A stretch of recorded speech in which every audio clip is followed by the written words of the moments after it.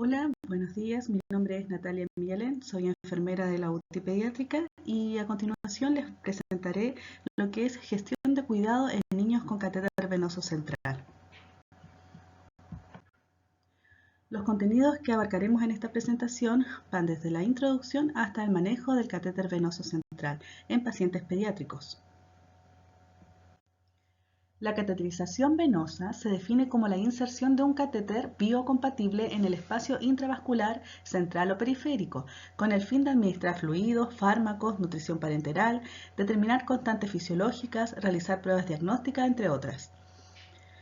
La instalación de un catéter venoso central es una situación frecuente en los pabellones quirúrgicos, así como en las unidades de paciente crítico. Estos catéteres deben ser manejados prolijamente por el médico anestesiólogo, internista y o cirujano. Se estima que alrededor del 80% de los pacientes hospitalizados han llevado en algún momento un catéter vascular, ya sea central o periférico. El catéter venoso central se define como una sonda plástica, larga y suave, generalmente hecha de silicona, que se coloca a través de una pequeña incisión o punción en el cuello, el tórax o la ingle o extremidad, con el fin de permitir la administración de líquidos y medicamentos por vía intravenosa durante un periodo de tiempo prolongado con fines diagnósticos o terapéuticos.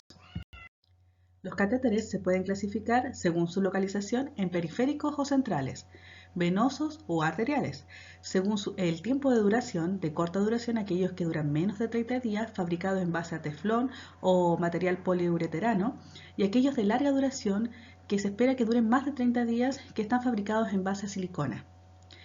También se pueden clasificar según el número de lúmenes, monolumen, bilumen, de 3 o 4 lúmenes. ¿Cuáles son las indicaciones de instalación de catéter venoso central?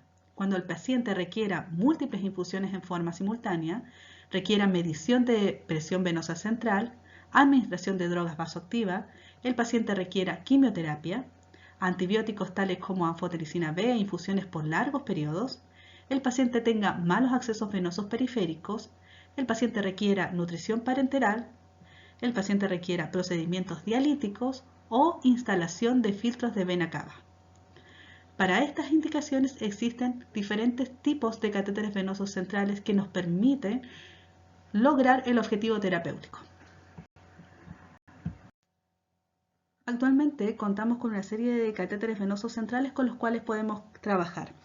La selección del tipo de catéter venoso central dependerá del objetivo del tratamiento del paciente. Así en pediatría y en UTI pediátrica, principalmente vamos a visualizar el manejo de lo que es el catéter venoso central no tunelizado y el catéter venoso central de inserción periférica. El catéter venoso central no tunelizado tiene el objetivo de otorgar tratamiento no más allá de 15 días al paciente. Ahora, si supera los 15 días, se tiene que sugerir el cambio de catéter venoso central o, dependerá del tratamiento también, sugerir lo que es la inserción de un catéter venoso de larga duración como es el catéter venoso central tunelizado.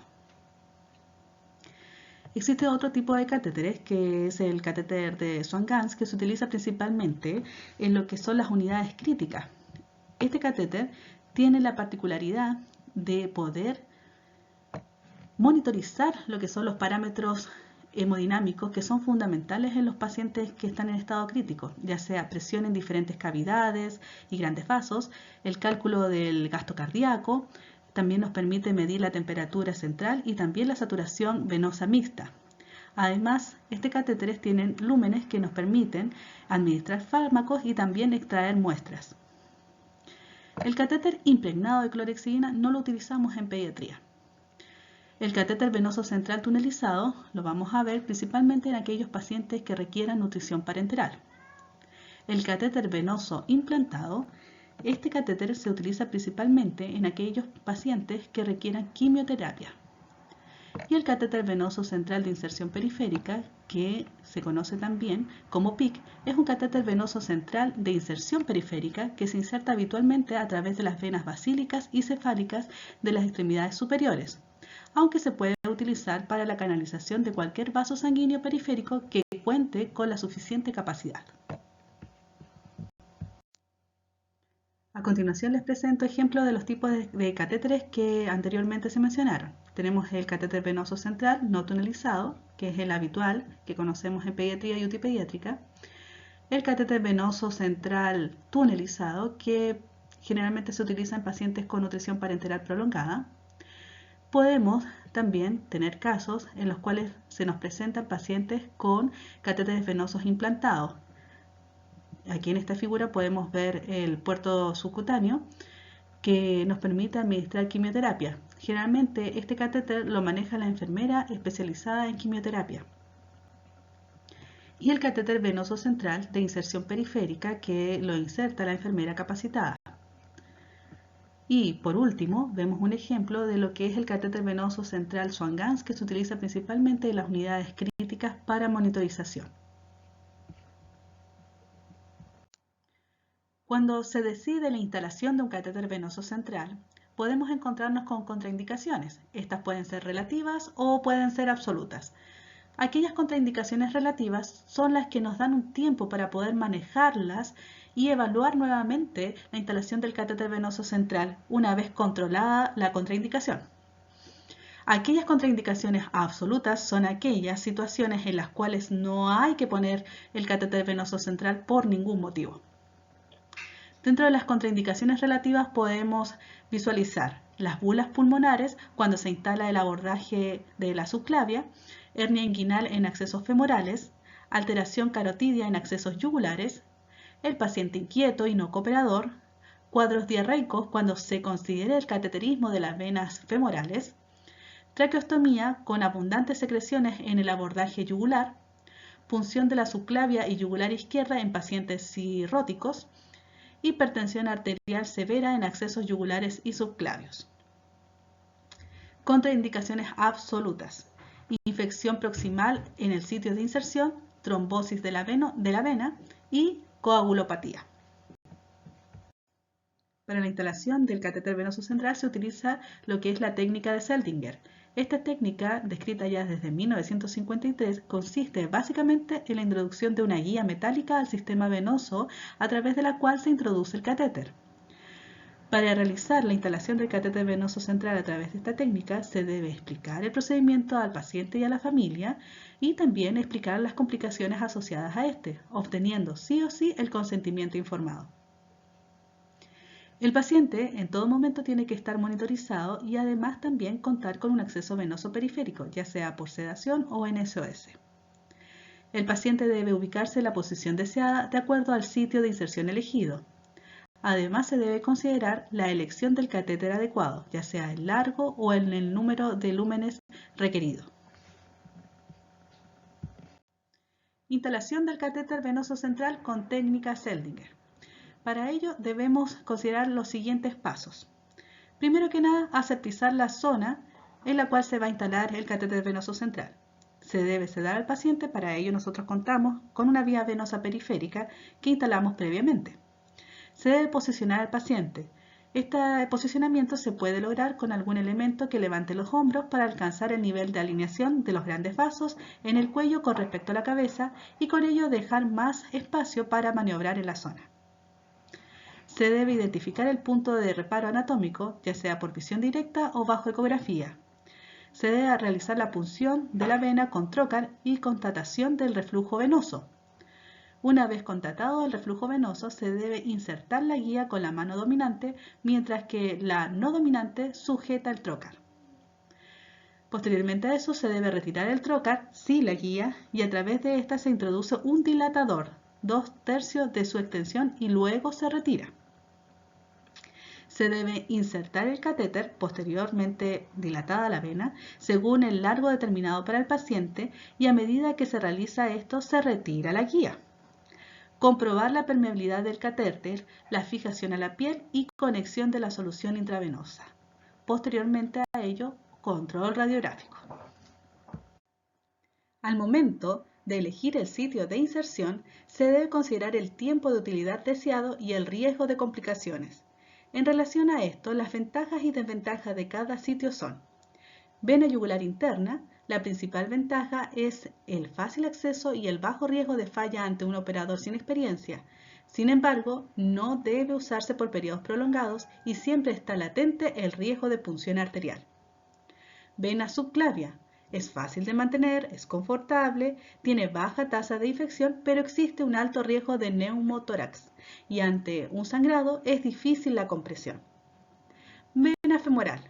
Es la vía más fácil, es la más rápida y con gran tasa de éxito, sin riesgo de grandes lesiones vasculares. Sin embargo, se asocia a una alta tasa de infección, por lo cual se recomienda su uso en forma transitoria o como última opción.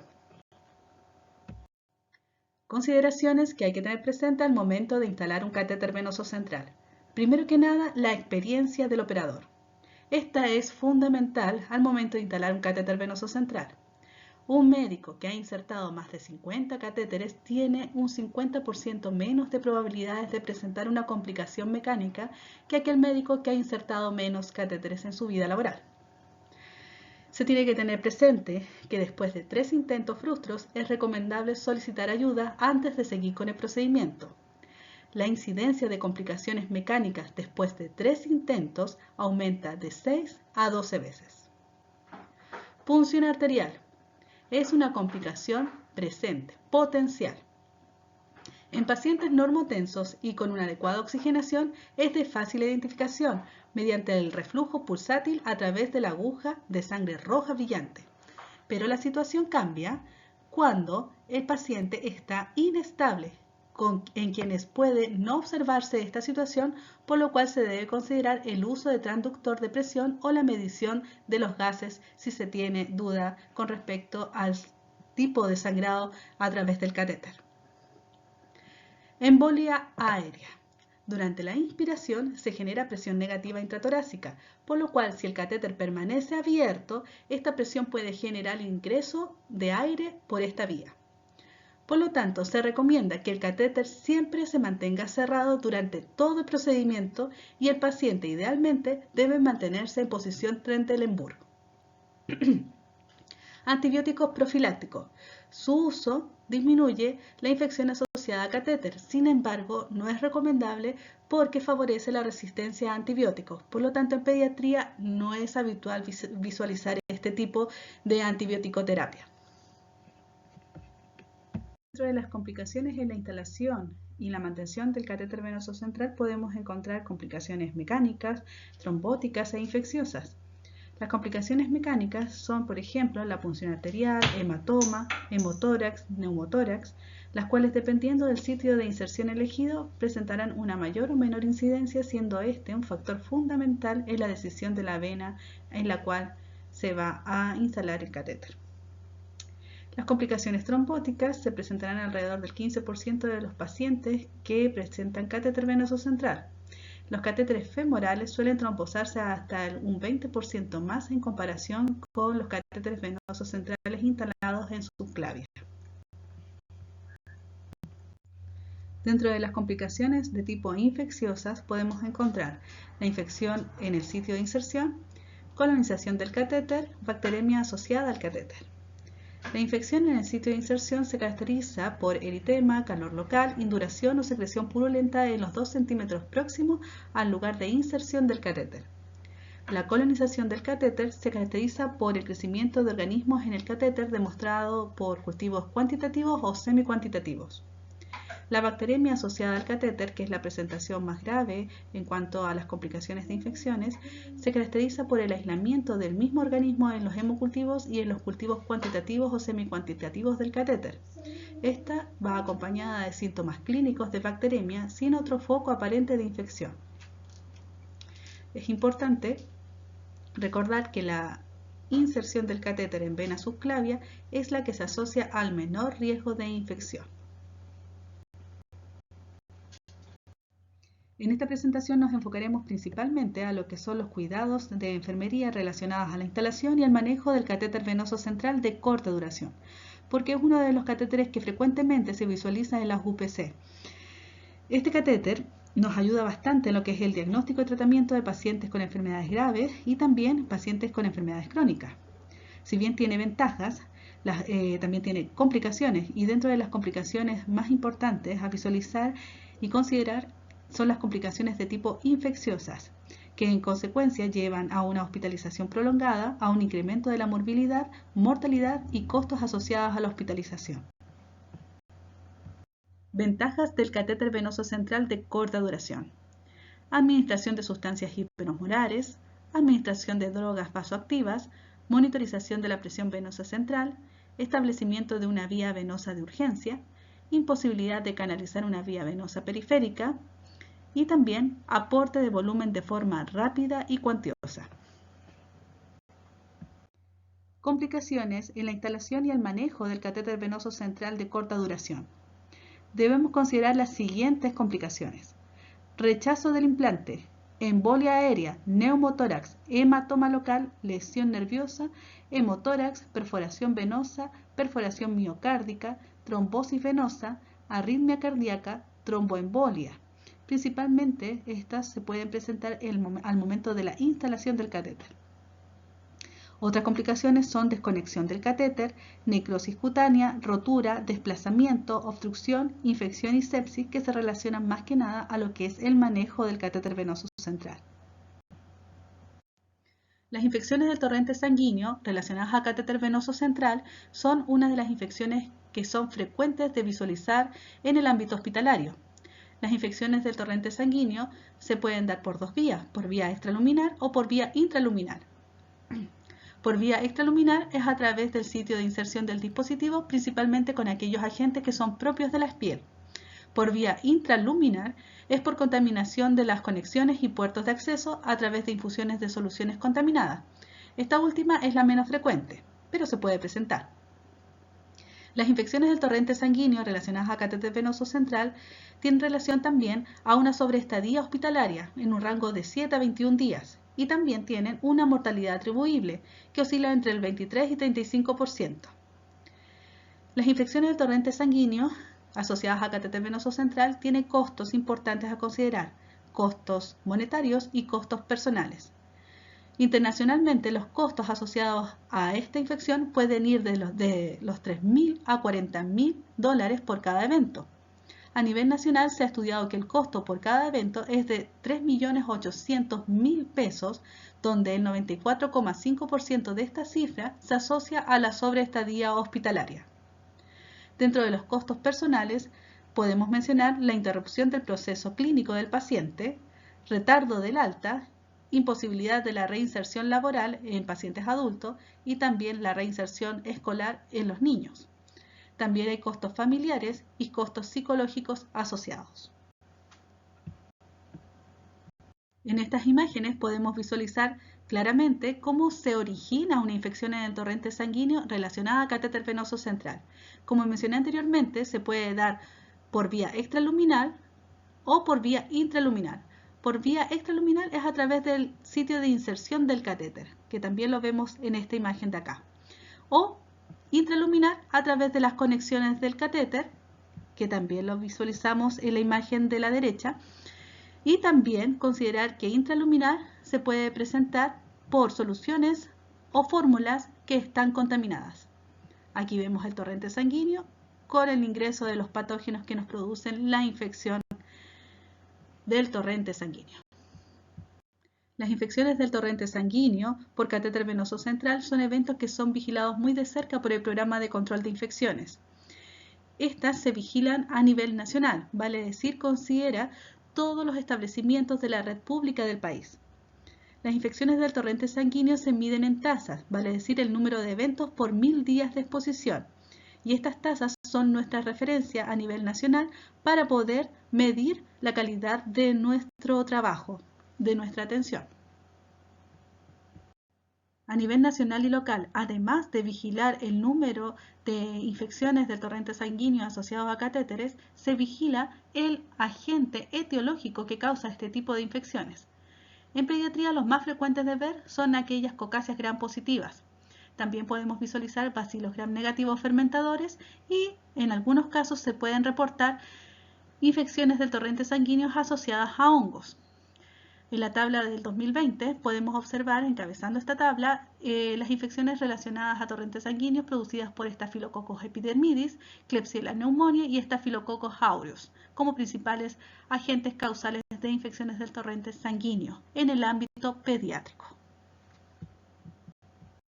Los factores de riesgo para infección del torrente sanguíneo por catéter venoso central son hospitalización prolongada antes de instalar el catéter venoso central, permanencia del catéter venoso central sin indicación atingente, colonización en el sitio de inserción del catéter venoso central, instalación del catéter venoso central en la vena yugular interna o en la vena femoral en adulto, neutropenia, prematurez, subdotación de recursos humanos de enfermería en las unidades de cuidados intensivos, cuidados subóptimos del catéter venoso central, vale decir una manipulación excesiva del catéter, transfusión de hemoderivados y nutrición parenteral total.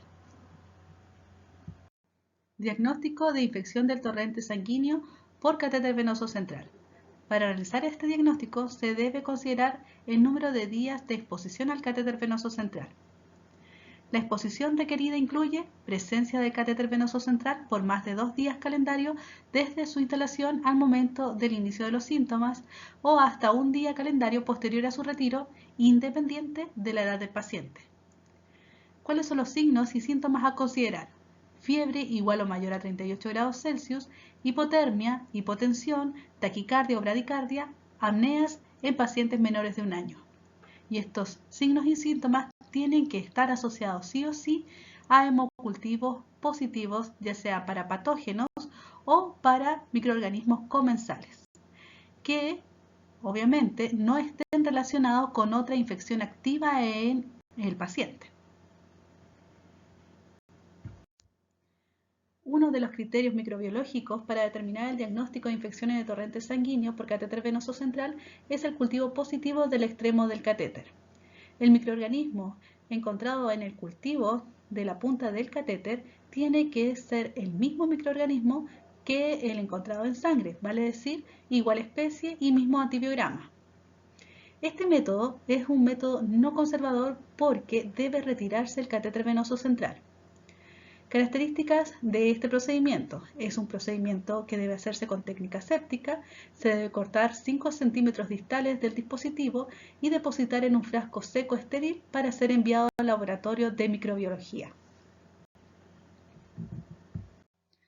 Otro criterio microbiológico para determinar el diagnóstico de infección de torrente sanguíneo es la positivización de los hemocultivos centrales versus los hemocultivos periféricos, para el mismo agente, con las mismas características. Este examen se tiene que tomar con técnica séptica. Se tiene que tomar un hemocultivo transcatéter y en el mismo procedimiento tomar 2 hemocultivos periféricos, todos en sus respectivos frascos automatizados. La cantidad inoculada en cada frasco debe ser la misma, pues influye en el tiempo de positivización. Este es un método conservador y tiene la ventaja de evitar el retiro innecesario del catéter venoso central y los costos asociados que implica tanto para el paciente como para la institución, sobre todo si se requiere la reinstalación de otro catéter venoso central. Pero también tiene su desventaja. La desventaja es que estos métodos tienen un porcentaje de falsos negativos, lo cual hace mantener la fuente de infección en el paciente. Medidas preventivas para evitar lo que son las infecciones del torrente sanguíneo asociadas a catéter venoso central. Primero que nada, educar al personal de salud sobre las indicaciones del uso del catéter, los procedimientos adecuados para su inserción y mantenimiento y también lo que son las medidas de control de infecciones adecuadas para prevenir infecciones. Utilizar lista de chequeos o pautas de supervisión. Evaluar periódicamente el conocimiento y la adhesión de las directrices para todo el personal involucrado en la inserción y el mantenimiento del catéter venoso central. Designar solamente personal calificado que demuestre competencias para la inserción y el mantenimiento del catéter venoso central. Utilizar técnica aséptica para la inserción del catéter, que consiste en higiene quirúrgica de manos y utilizar máximas barreras estériles que incluyen uso de gorra, barbijo, bata estéril, antiparras, guantes estériles y campo de cuerpo completo estéril. Realizar la desinfección de la piel preferentemente con clorexidina al 2 al 4% cuando se va a instalar el catéter.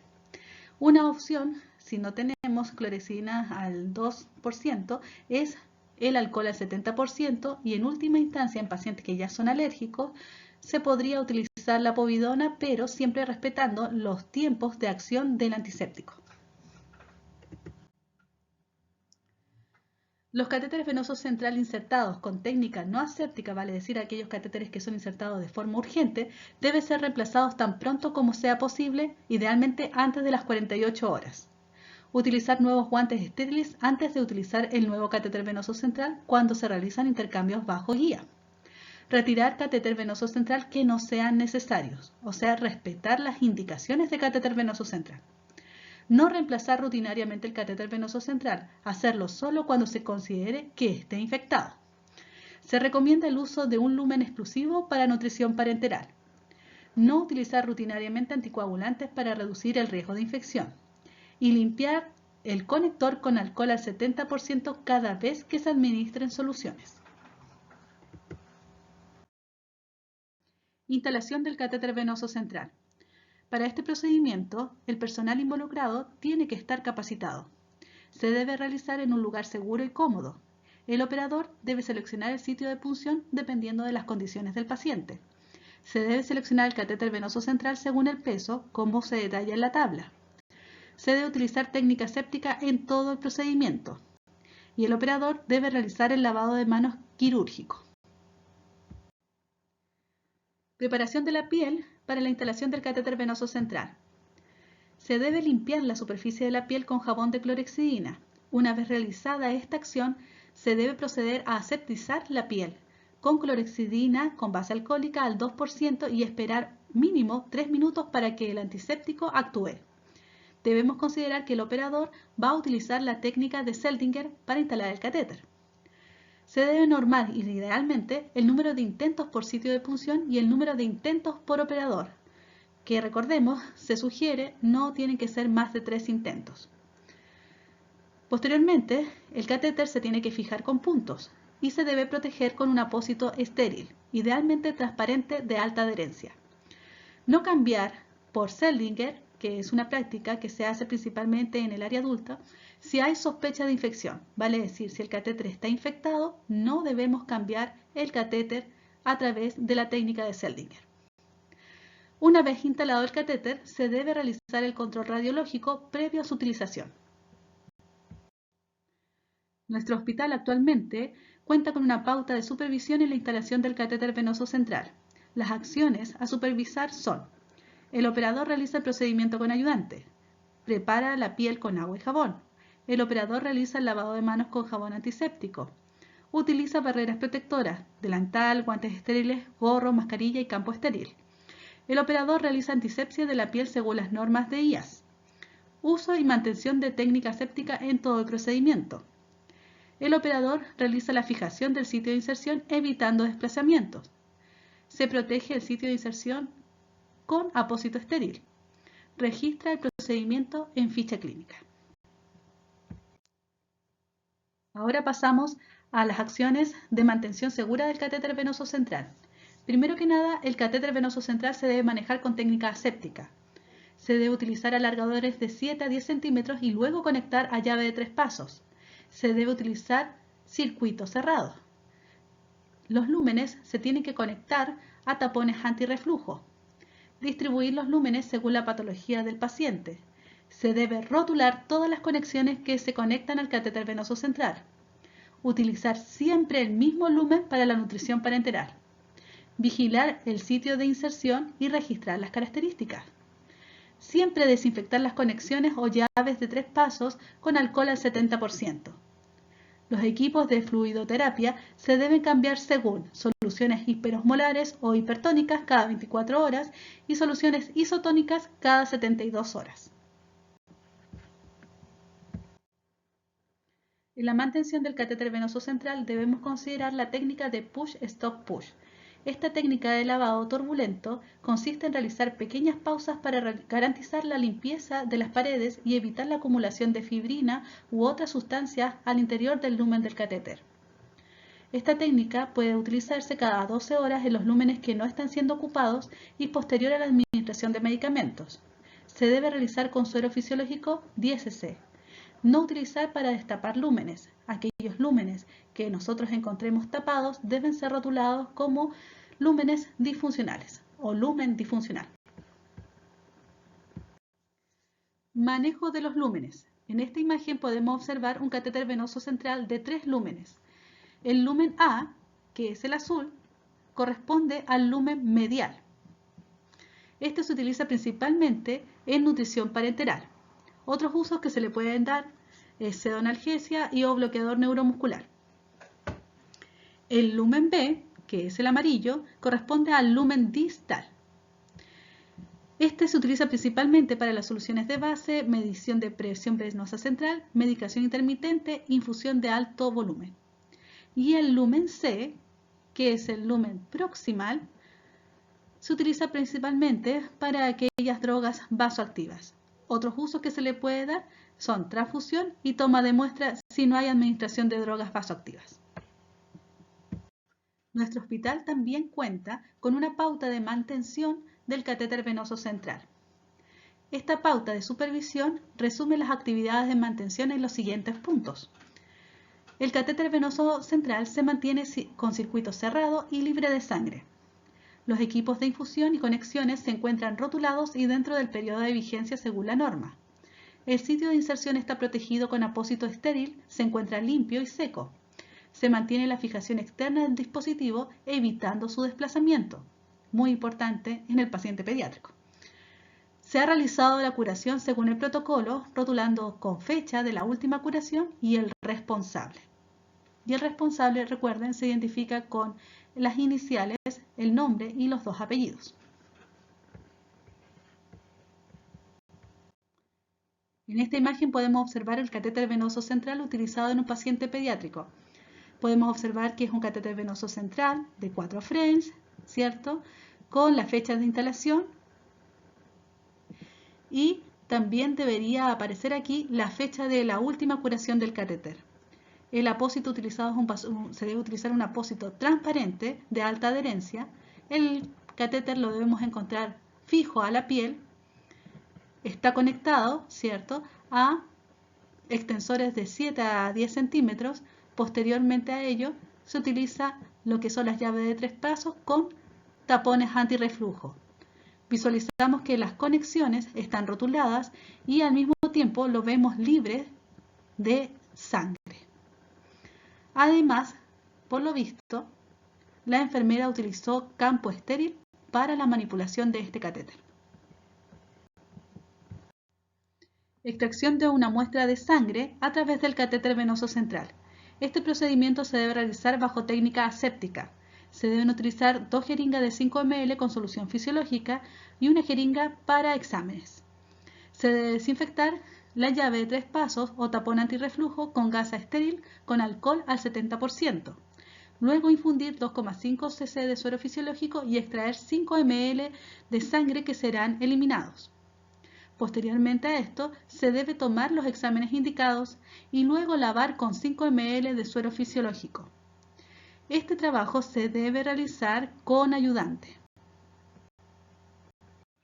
Curación del catéter venoso central. En pediatría solo se realiza por real necesidad. Vale decir si el apósito está visiblemente suelto, sucio o con humedad. El catéter venoso central no cuenta con un apósito transparente de alta adherencia o el catéter venoso central está sin rotular o fijo con otro tipo de apósito. En la curación se debe realizar la higiene de manos y el uso de PP correspondientes. Se debe retirar la fijación apósito utilizando removedor si se posee. Posteriormente a esta acción se debe realizar nuevamente la higiene de manos y colocar los guantes estériles. Se debe realizar la curación con técnica estéril. Se debe utilizar el suero fisiológico para arrastre de la materia orgánica. Posteriormente, aplicar el antiséptico, clorexidina con base alcohólica o clorexidina con base acuosa y dejar actuar al menos 3 minutos el antiséptico. Posteriormente a ello, se debe aplicar el protector cutáneo estéril si se posee y esperar 30 segundos. Se debe colocar un apósito transparente de alta adherencia para catéter venoso central. Y finalmente se debe realizar el registro, fecha de instalación, fecha de curación, centímetros de fijación del catéter, número del catéter venoso central y responsable de la curación. Esto tiene que estar rotulado en el sitio de inserción del catéter, obviamente dejando visible el sitio de inserción. Además, se debe realizar el registro en la hoja de enfermería. Retiro del catéter venoso central de corta duración. Este debe retirarse cuando no cumpla los criterios de indicación, después de 15 días de su utilización. Ahora bien, si persiste la necesidad de catéter venoso central en el paciente, se debe sugerir el cambio de catéter venoso central o sugerir la inserción de un catéter venoso central de larga duración. En el caso de disfunción del catéter venoso central o el equipo, en estos casos hay que notificar a la unidad de calidad y seguridad del paciente. Se debe retirar el catéter venoso central en caso de sospecha de infección. Recordemos que el retiro del catéter venoso central tiene que ser bajo indicación médica y se debe corroborar en ficha. Primero que nada, para retirar el catéter venoso central debo realizar mi higiene de manos, colocarme en los guantes del procedimiento y retirar el apósito. Posteriormente sigo los pasos de la curación del catéter y retiro los puntos si corresponde. Se debe retirar el catéter con un movimiento seguro y verificando la salida completa del dispositivo. Comprimir el sitio con gasa estéril y luego sellar con otra gasa estéril y fijar con tela 24 horas, siempre vigilando el sangrado desde el punto de inserción. A continuación les presento la bibliografía en base a la cual se realizó esta presentación. Y recordarles también que en el hospital contamos con un protocolo de manejo de vías venosas centrales que, si bien está enfocado en el área adulto, tiene muchos conceptos que aplican al área pediátrica. Por lo tanto, les recomiendo tenerlo a disposición en sus unidades. Muchas gracias por su atención.